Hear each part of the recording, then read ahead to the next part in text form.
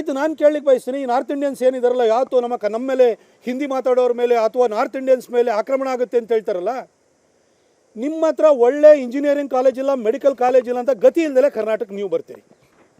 ನಿಮ್ಮ ಹತ್ರ ಒಳ್ಳೆ ಸಾಫ್ಟ್ವೇರ್ ಕಂಪನಿಗಳಿಲ್ಲ, ಒಳ್ಳೊಳ್ಳೆ ಕೆಲಸ ಸಿಗಲ್ಲ ಅಂತ ಗತಿ ಇಲ್ಲದೆ ನೀವು ಕರ್ನಾಟಕದಲ್ಲಿ ಉಳ್ಕೊಂಡಿರೋರು. ನೀವಿಲ್ಲಿ 10 ವರ್ಷ ಇಲ್ಲೇ ಬಂದು ಇಲ್ಲೇ ಇಂಜಿನಿಯರಿಂಗ್ ಮಾಡ್ತೀರಿ, ಇಲ್ಲೇ ಮೆಡಿಕಲ್ ಮಾಡ್ತೀರಿ, ಅಥವಾ ಇಲ್ಲೇ ಯಾವುದೋ ಡಿಗ್ರಿಗಳನ್ನ ಮಾಡ್ತೀರಿ, ಕೆಲಸಕ್ಕೋಸ್ಕರ ನೀವು ಇಲ್ಲೇ ಉಳ್ಕೊಳ್ತೀರಿ.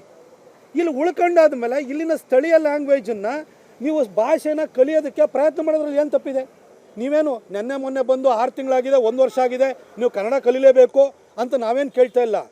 10 ವರ್ಷದಿಂದ ಇಲ್ಲೇ ಇದ್ದೀರಲ್ಲ, ಇಲ್ಲೇ ಕಾಲೇಜಲ್ಲಿ ಓದಿದ್ದೀರಲ್ವಾ, ಇಲ್ಲೇ ಕಂಪ್ನಿಯಲ್ಲಿ ಕೆಲಸ ಮಾಡ್ತಿದ್ದೀರಲ್ವಾ, ಇಲ್ಲೇ ಫ್ಲ್ಯಾಟ್ ತೊಗೊಂಡಿದ್ದೀರಲ್ವಾ, ಇಲ್ಲೇ ಮನೆ ತೊಗೊಂಡಿದ್ದೀರಲ್ವಾ, ಇಲ್ಲೇ ವಾಸ ಮಾಡಿದ್ದೀರಲ್ವಾ, ನೀವು ಕನ್ನಡವನ್ನು ಮಾತಾಡಿ ಇಲ್ಲಿ ಸ್ಥಳೀಯ ಭಾಷೆನೂ ಕೂಡ ಕಲ್ತ್ಕೊಳ್ಳಿ ಅಂತ ಹೇಳಿ ನಾವು ನಿರೀಕ್ಷೆ ಇಟ್ಕೊಳ್ಳೋದ್ರಲ್ಲಿ ತಪ್ಪೇನಿಲ್ಲ.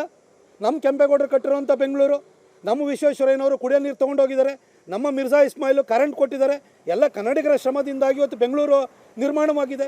ಇಲ್ಲಿ ಬಂದು ನೀವು ನೆಲೆ ಕಂಡುಕೊಳ್ತೀರಿ, ಭಾಷೆ ಮಾತಾಡಿ 16 ವರ್ಷದಿಂದ ಇದ್ದೀರಲ್ಲ ಅಂತ ಹೇಳಿದ ಕೂಡಲೇ ಓ ನಮ್ಮ ಕನ್ನಡೇತರರ ಮೇಲೆ ಆಕ್ರಮಣ ಆಗ್ತಿದೆ,